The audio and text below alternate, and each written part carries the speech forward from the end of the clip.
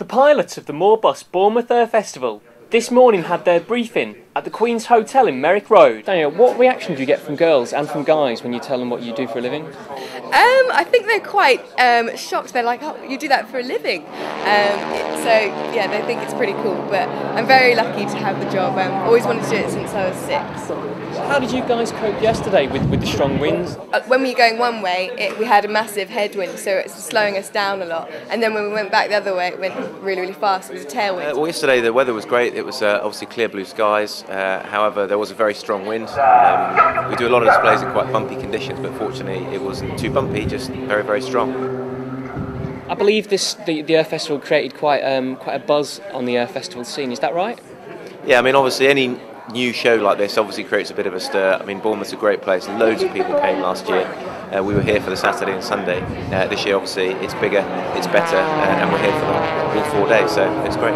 It's actually my favourite one. I've been looking forward to it. I think it's just, I mean, from when we're up in the sky on the wing, just to look down, it's quite a picturesque image.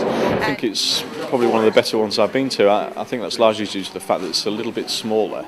But it's very well, from what I've seen, very well organised, very well run, and there's a much more kind of family feel to it, if you see what I mean. The big air shows tend to be a little bit clinical, very much centred around trade and industry often. The most difficult manoeuvre we do is the mirror move, where my colleague Martin flies his aeroplane upside down, and he holds a steady heading, and I actually fly my aeroplane underneath so that the wing walkers can almost touch hands. Which planes or display teams do you enjoy watching?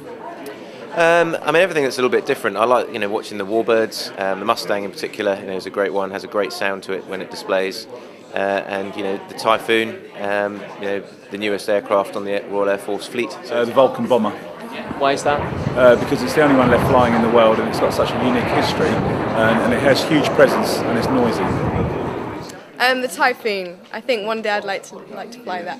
Would you wing walk on the Typhoon? Oh, hell yeah. Definitely.